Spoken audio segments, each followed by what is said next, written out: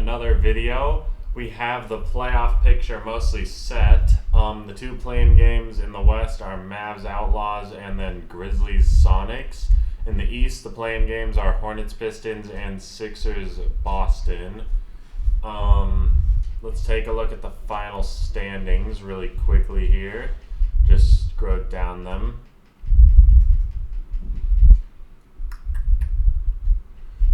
The Jazz and the Cavs were the top two teams. The Phoenix Suns had a great season. The Thunder were the worst team in the league.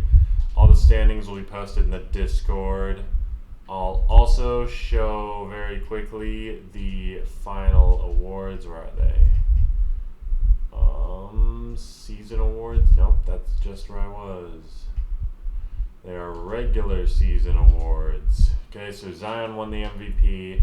Gary Adkins won Rookie of the Year for the Spurs. Jalen Hood-Schifino won Sixth Man of the Year, averaging almost 18 points. Evan Mobley won Defensive Player of the Year. Rodney Andrews, Most Improved, with crazy numbers for the Hornets. Scoot with the Clutch Player of the Year.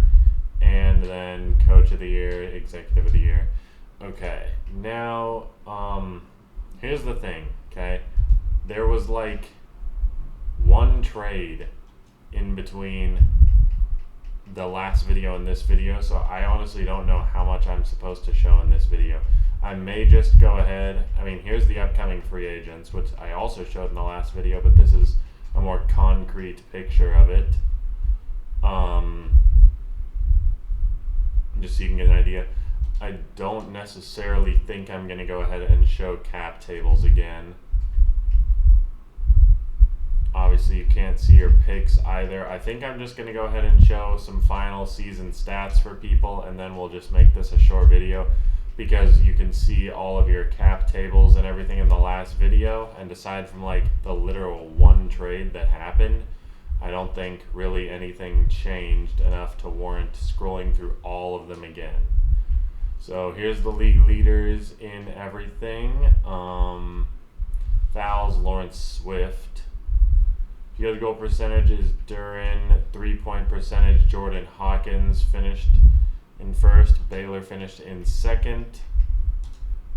Let's look at player stats, and then I think that'll be all for this video, unless I think of something else to show right at the end. Maybe I'll show a couple more team stats.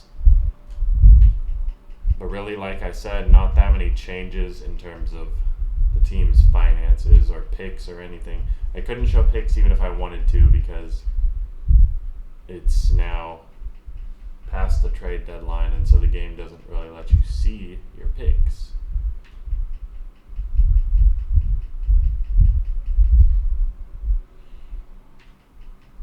We do have some very good rookies in this upcoming rookie class, though, which I'm excited about because I think they're going to.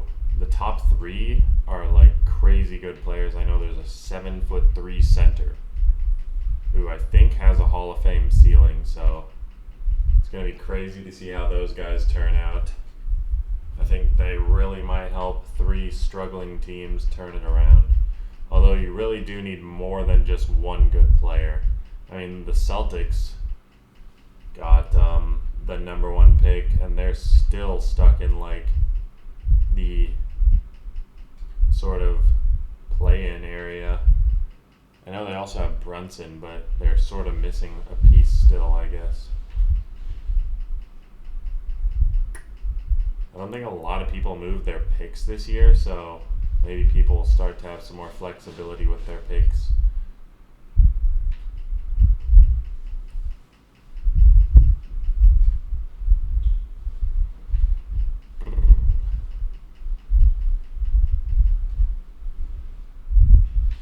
I really think this playoff stream tomorrow is only going to be between a couple of teams. I wouldn't be surprised to see the Cavs finally get their ring because they've had a good team for like so many years now, and they just keep getting screwed out of getting a ring.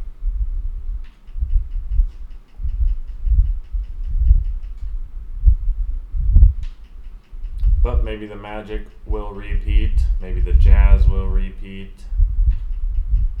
Or not repeat, but get a second ring. Technically, if if someone else wins in between, then it's not a repeat.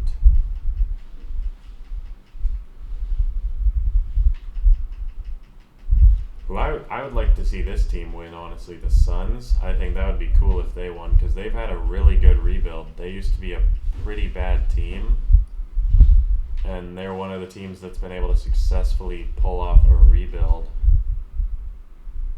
I think most of the top teams in the West were rebuilding at some point, aside from maybe Portland, honestly. Even Portland may have been rebuilding in like the first couple seasons, I can't remember. But these next couple of years are really going to have a major shift, I feel, in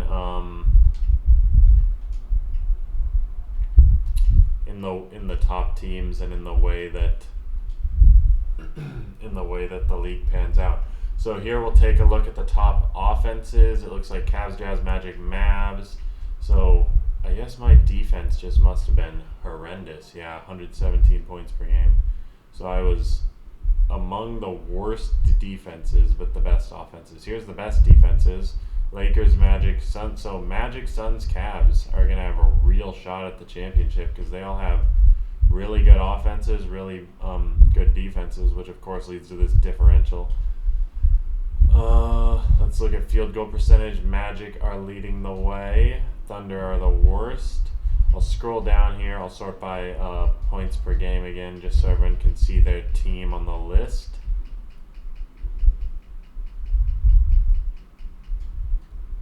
Spurs didn't even average 100 points per game. That's wild.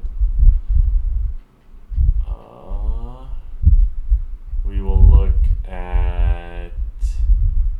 Let's look at rebounding. The Rockets led the way, with the Thunder being the worst. Assists were the Cavs, with the Spurs being the worst.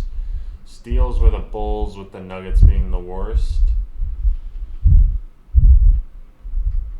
I'll just scroll one more time here, sort it by assists, and scroll one more time so you can see your team on here if you want.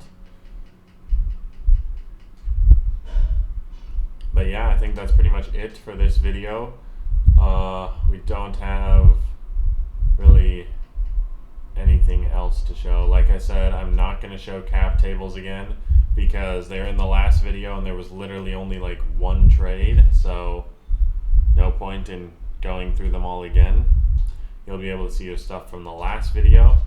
Other than that, playoff stream will be tomorrow night, and until then, I will see you guys later.